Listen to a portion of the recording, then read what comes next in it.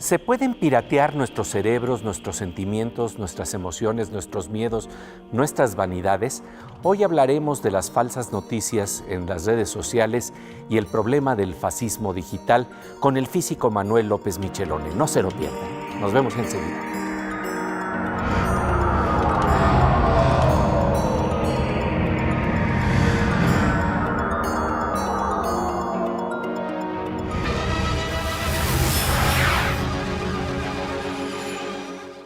Bienvenidos a la noche cósmica de la oveja eléctrica, que hoy toca un tema que se mueve en las sombras.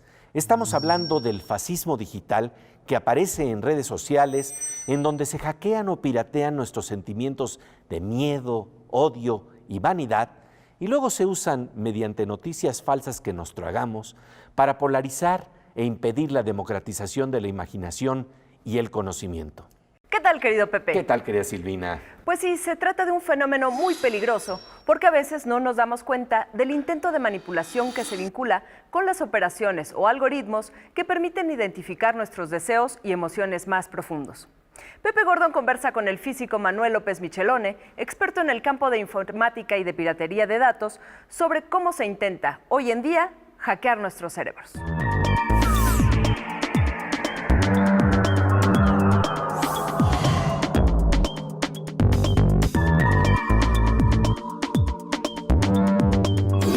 Pues querido Morsa, el físico Manuel López Michelone, encantado de tenerte aquí ahora como invitado de la oveja eléctrica para hablar de un tema muy interesante. Gracias, Pepe.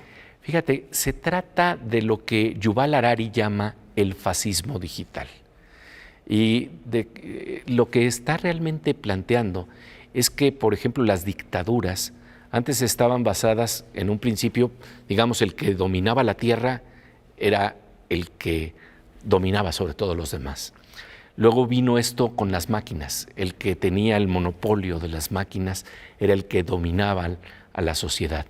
Y ahora estamos hablando de los flujos de datos. Y estos flujos de datos son manipulados de manera terrible. Y en quien se concentra en estos flujos de datos puede tener y ejercer una presión en la sociedad y un dominio que a veces no pensamos.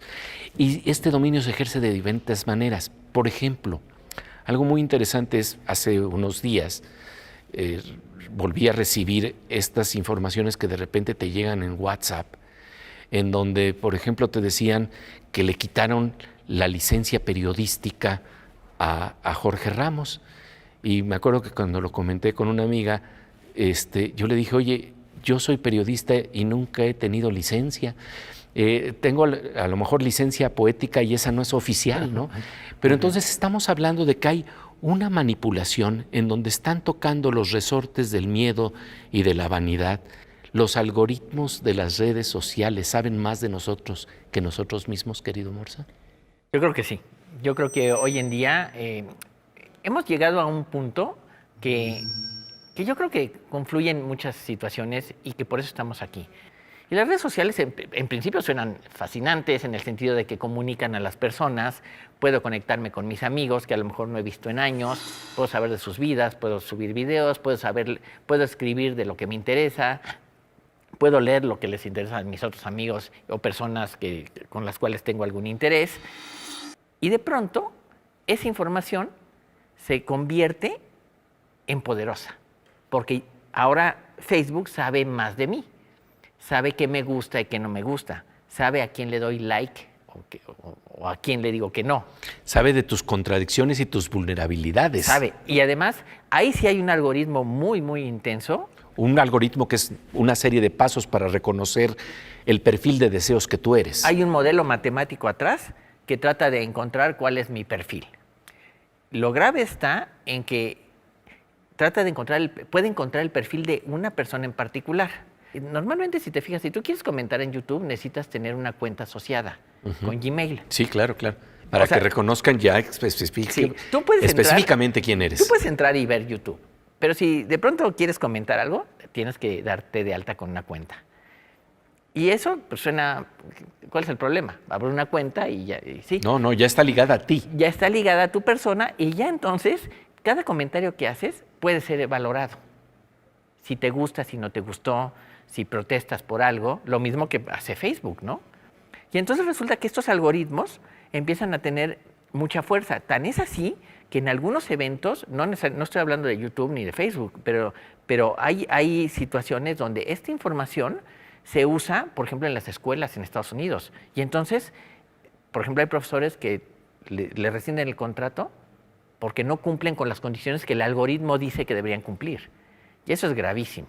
Porque ya no hay nadie atrás que diga, es que el señor no sabe enseñar o el señor me cae mal y lo quiero correr. No, es un perfil. Es un perfil que el sistema da. Por ejemplo, en el canal de YouTube, si uno puede ver cuánta gente entra, de qué edades son, si son hombres o mujeres. O sea, el perfil que puede dar YouTube a un autor de un canal, el que hace contenidos, le puede decir cuál es su target, o sea, hacia quién debe dirigirse. Porque toda esa información la tiene y además la comparte para que los contenidos sean más accesibles a esa gente, ¿sí? Hay contenidos que son para gente arriba de los 35 años, por ejemplo, y hay contenidos que los ven chicos desde 12 a los 20 años, por ejemplo, ¿no? Entonces, el punto está en que eso es a nivel comercial, pero si en algún momento dado una empresa decide que va a usar esa información en otros ámbitos para controlar tus miedos o tus inquietudes Con fines políticos. con fines políticos. Basta recordar lo que hizo la consultora Cambridge Analytica, que adquirió de forma indebida información de 50 millones de usuarios de la red social de Facebook en Estados Unidos. Esos datos privados fueron luego utilizados para manipular psicológicamente a los votantes en las elecciones de 2016, que dio como resultado el ascenso de Donald Trump a la presidencia. Regresamos en un momento para seguir conversando con la Morsa sobre la manipulación política del conocimiento que surge de nuestros perfiles de deseos y miedos en las redes sociales.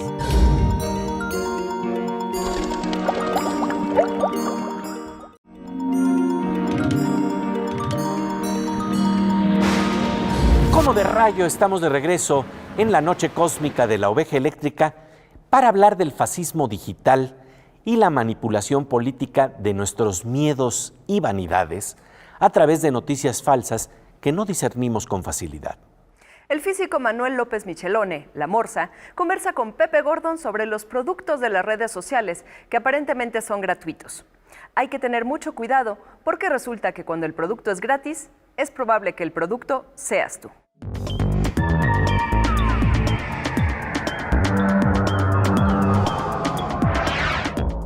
¿Y cómo de verdad entregamos más información de la que nosotros mismos suponemos?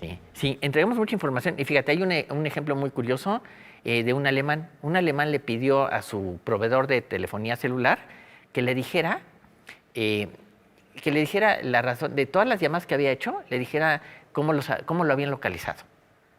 Y en Alemania se ve que se puede pedir esa información y le entregaron unas hojas en Excel, así, unas hojas de cálculo gigantescas con esa información. Y el tipo no sabía qué hacer y se las dio a alguien que hacía cómputo. Y el que hacía cómputo le hizo un mapa. Y entonces pudo pudo crear una serie de puntos donde esa persona generalmente está. Se puede crear un mapa de la trayectoria que sigue todos los días alguien. Eso me parece gravísimo. Gravísimo en todos sentidos, porque entonces ya se está metiendo con la privacidad de uno y además porque uno da esa información sin saber que le está dando. Así es. Porque tú hablas por teléfono y no sabes que estás dando esa información, ¿no? Damos mucha información, no sabemos que le estamos dando y a veces aceptamos sin mayor consecuencia, ¿no? En Facebook a cada rato salen argumentos de decir, es que Facebook usa mi información, que no sé qué y no sé cuánto.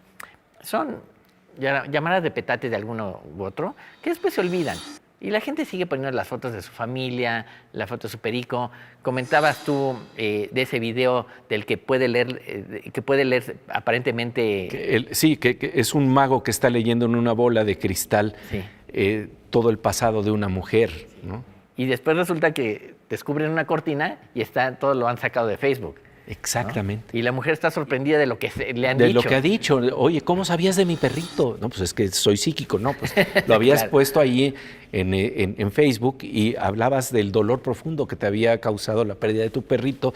Y entonces parece que esta información no la has repartido, pero va creando una serie de perfiles que luego en términos de manipulación política puede ser terrible. Te compro a ti la información y con ello empiezo a tratar de manipular elecciones. Sí, En Estados Unidos, por ejemplo. Bueno, de hecho, se sabe que Trump tenía un equipo que buscaba cuáles eran sus posibles votantes más favorables a él en ciertas condiciones, ¿no? Y el punto está en que ya cuando se empieza a trabajar a nivel político para tratar de incidir en las opiniones de las personas, entonces ya estamos cayendo un poquito pues en el fascismo. Porque lo que yo quiero es controlar no solo la información, sino quiero controlar a esas personas de las cuales tengo la información. Y entonces empiezo a tener una serie de situaciones porque yo puedo decirle a la gente, el candidato contrario es muy desfavorable por A, B y C. Y yo sé que en ciertos públicos eso va a funcionar. Porque está tocando los botones del miedo o de la vanidad o de la vulnerabilidad. ¿Cómo es esto de que nosotros no sabemos qué tan vulnerables somos, verdad? Y fíjate que a mí lo que me parece muy sorprendente es que estos algoritmos, que por cierto tienen un montón de funciones. Mira, por ejemplo, si tú entras a Amazon a comprar un libro o buscar libros, no tienes que comprarlo necesariamente, tú buscas libros. Y entonces, bueno, en mi caso busco un libro sobre, no sé, computación. Digo, está bueno, pero no, como $60, pues, ni que fuera qué, ¿no? Y entonces digo, bueno, ya lo pensaré y lo pongo en mi lista de espera. Después entro a Facebook y los anuncios que me ponen son sobre los libros que acabo de buscar. ¿Cómo puede ser, no? Entonces se están compartiendo la información, cosa que además no nos han pedido ni siquiera permiso, ¿no? Eso es un problema que nadie dice, esta boca es mía, pero ahí está presente. Y que no me digan que es casualidad que me puse un anuncio con justamente el libro que estoy buscando. Eso no se lo cree nadie. Y cuando esto se traduce a las máquinas de tirar lodo, que se están volviendo a veces las redes sociales con bots y con noticias falsas, pero que vienen precisamente a tocar los botones que te dan los miedos. Pero ¿quién se pone a realizar esos mensajes con toda la intención? Les llaman máquinas de hacer lodo. Desde luego que tiene que hay atrás una mente maestra que está haciendo eso, desde luego, porque no puede ser de otra manera. Yo leí hace un par de días diciendo que CONACYT iba a quitarles el apoyo a todos los que estaban en el extranjero. Eso es mentira, pero el que lo hace con toda la intención de causar una problemática, sobre todo, por ejemplo, con el gobierno actual o con el CONACYT actual o quien esté dirigiendo el instituto o en este momento, ¿no? Y eso lo que está provocando es que la gente se polarice en sus odios. Claro. Y eso es lo que me parece muy grave, ¿no? Porque como decía Harari, ¿no? Estamos llegando a un fascismo digital que es terrible. Porque, mira, a mí no me importa si la gente toma mis datos y estadísticamente los usa. No me causa mucho conflicto. Pero sí me empieza a preocupar si se va atrás de mí, exactamente. Si dice, bueno, estadísticamente Manuel le gusta el ajedrez y le gusta el cómputo y entonces, y además no le gusta meterse en discusiones de política porque sabe que no llega a nada, y entonces busca generarme un perfil y entonces atacarme a mí en mi perfil para que yo ceda y conceda lo que quizás en otros ámbitos no lo haría.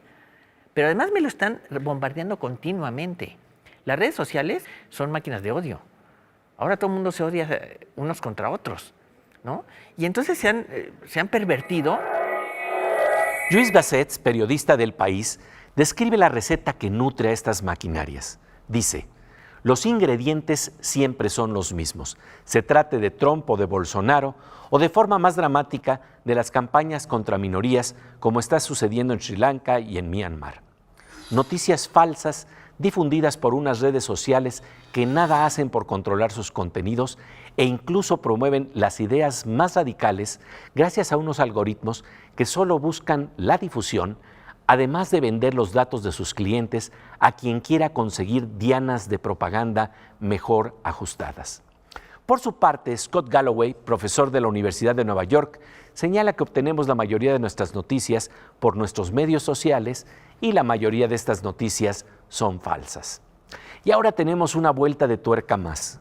Las noticias falsas pueden aparecer en la forma de lo que se conoce como deepfake videos, videos profundamente falsos que se pueden manipular de manera muy fácil para hacer que un candidato político se vea como borracho o se alteren sus palabras sin que nos demos cuenta.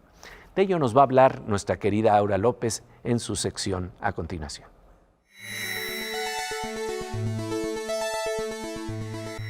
Pues querida Aura, qué importante hablar contigo sobre este inquietante fenómeno. Así es, Pepe, cada vez es más común ver videos falsos en internet y es porque es muy fácil de hacerlos. La tecnología ha evolucionado de una forma impresionante y tal es el caso, por ejemplo, del fundador de Facebook, a Mark Zuckerberg. Lo que le pasó fue que alguien agarró un video de él, agarró su voz de un discurso que dio en el 2016 en las elecciones de Estados Unidos y Rusia y totalmente el video que estamos viendo le pusieron una voz y un discurso diciendo que él era dueño de toda la información del mundo, algo que es totalmente falso. Con su propia voz. Con su propia voz. Y con coincidiendo su con los propia cara. labios, sí. Editaron este video, aquí vemos la versión real y la versión falsa, la versión manipulada, y uno no logra distinguir cuál es la real y cuál es la falsa, a menos que pongas mucha atención en los ojos, en la boca, pero es su voz. Entonces, todo está modificado. ¿Qué está pasando? Que la Universidad de Berkeley está trabajando en el desarrollo de un software para lograr distinguir los videos falsos. Ellos ponen un video, sacan el rostro y los movimientos de la cabeza, y es la forma en la que apenas están viendo cómo pueden distinguir videos falsos de videos verdaderos. Pero mientras no tenemos estos detectores, encontramos que hay una herramienta más en el arsenal del fascismo digital. Muchas gracias por tu presencia aquí en La Oveja Eléctrica. Y volvemos enseguida para seguir conversando sobre este inquietante tema.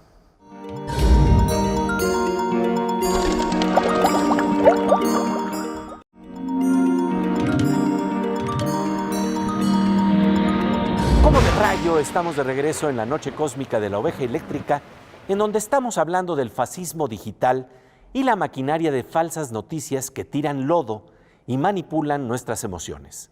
El historiador Yuval Harari dice que en este proceso se piratean nuestros sentimientos de miedo y odio para polarizar a la sociedad y sembrar caos. El fascismo, plantea Harari, explota nuestra vanidad. Nos hace vernos mucho más bellos e importantes de lo que realmente somos. Harari distingue entre nacionalismo y fascismo. Subraya que no hay que confundirlos. Aunque el nacionalismo tiene connotaciones sombrías, hay un componente de tribu que coopera para cuidar unos de otros. En el fascismo, dice Harari, hay una nación que se cree superior a las otras. Pepe Gordón conversa con La Morsa sobre esta manipulación que agita los odios.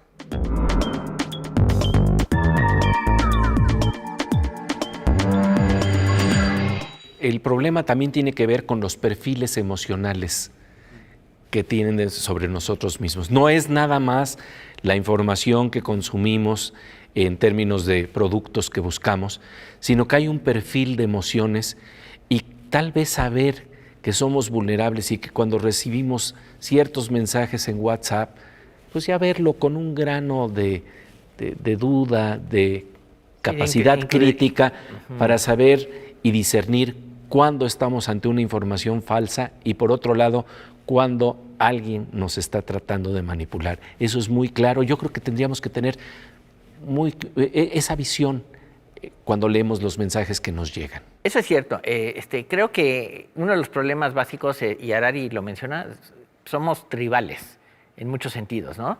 Hacemos tribus de todo, ¿no? O sea, no voy a decir quién le va al Necaxa aquí, pero claramente una buena tribu. Eres de esa tribu. Claro, ¿no? claro. ¿Sí? Pero mientras no diga que el necaxismo es la supremacía y que todo lo demás no importa y todo lo demás se supedita a eso, creo que ahí está la diferencia precisamente entre tribalismo y fascismo. Sí, desde luego. Sí, tú no eres mejor porque le vas al Necaxa. Exacto, sí. exacto. Pero cuando empiezan estos ingenios electrónicos a decirte ódiame más porque soy de la América o no sé qué, entonces estás provocando este tipo de cosas que tú quieres evitar. Exactamente, exactamente. Y cuando se pone esto de cara a las maquinarias políticas y por qué tienes que odiar y por qué tienes que amar a alguien, los botones de nuestra inteligencia diciéndonos alerta, alerta, alerta ante el tipo de mensajes que recibimos, pues creo que deben de encenderse. Sí, la realidad de las cosas es que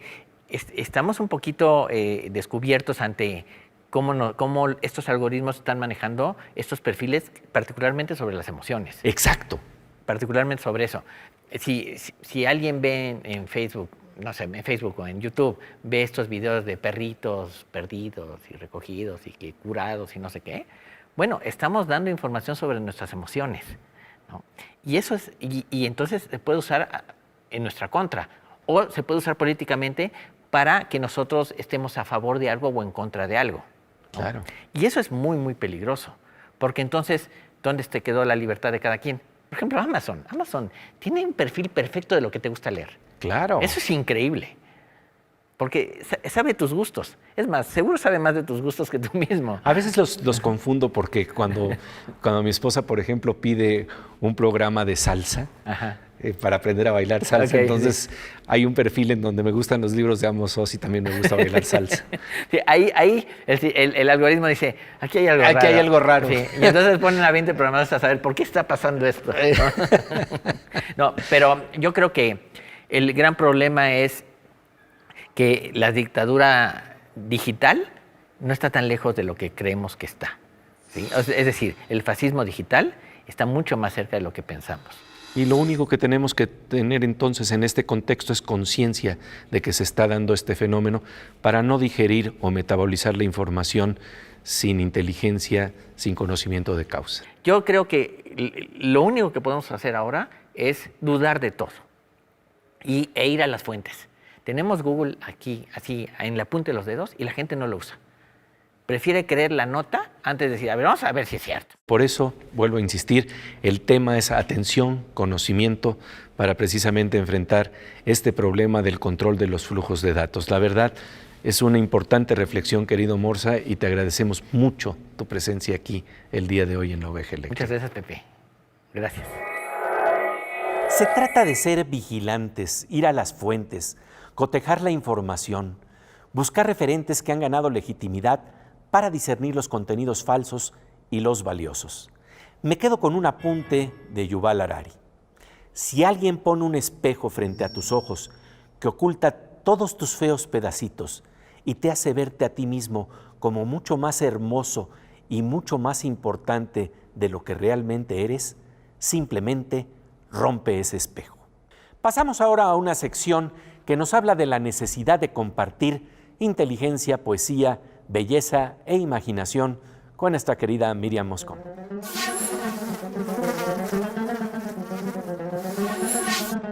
Miriam, querida, un gusto encontrarnos en las geometrías de la noche cósmica de la Oveja Eléctrica y sencillamente para hablar de algo muy interesante, la atracción fractal. Mira, personalmente hay pocas cosas que me atraigan tanto visualmente como la imagen de un copo de nieve visto a través de un microscopio. Esas florecitas de hielo son una locura. Vamos a ver hoy, Pepe, un videíto donde vamos a ver casi como un crecimiento vegetal estos copos de nieve que son una maravilla. Wilson Alwyn Bentley fotografió en 1885 miles de copos de nieve con un microscopio, encontrando gran variedad de geometrías. Sin embargo, no pudo encontrar dos que fueran idénticas. La geometría de los copos de nieve fue reconocida por primera vez en 1611 por Kepler, con la publicación de la primera descripción de la geometría hexagonal en un estudio titulado De Nives Hexangula, a modo de regalo de Navidad a Rodolfo II de Habsburgo. Como bien apuntó Kepler en ese estudio, los copos de nieve adoptan comúnmente una forma geométrica basada en el hexágono, aunque dependiendo de las condiciones de humedad y de temperatura, se pueden llegar a formar copos cuya geometría esté basada en el triángulo o en el dodecágono. El fotógrafo Chris Calvert es autor de este video notable en que se forma la perfecta estructura hexagonal cristalina de un copo de nieve a partir de una gota de agua. En esta maravilla que tiene usted en pantalla se distingue este patrón simétrico que, como puede apreciarse, se convierte en una estrella hexagonal. Es encantadora, ¿no le parece? Hexágonos maravillosos en medio de las geometrías imposibles de la oveja eléctrica. Y ahora nos vamos a disfrutar de los cantos cuánticos con Fernando Rivera Calderón.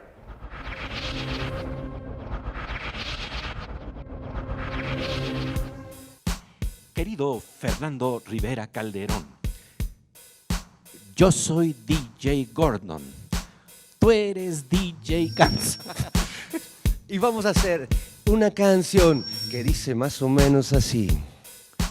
Nos conocen mejor que nosotros, nos observan y estudian nuestros movimientos, nuestros sueños, también nuestros monstruos, y con ellos manipulan nuestros sentimientos. Nos conocen mejor que nosotros, nos tienen conectados, nos tienen atentos, nuestros sueños, también nuestros monstruos, con ellos controlan nuestros pensamientos, y todo les contamos, todo les decimos, todo les mostramos, nada ocultamos, eso que compramos, todo lo que vimos, siempre avisamos a dónde salimos. Nos conocen, nos observan. Nos conocen, nos observan. Nos conocen, nos observan. Nos conocen, nos observan. 3, 3, 4.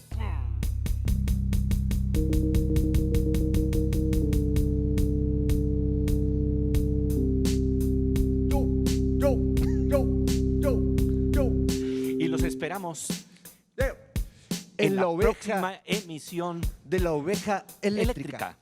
La oveja eléctrica. La oveja eléctrica.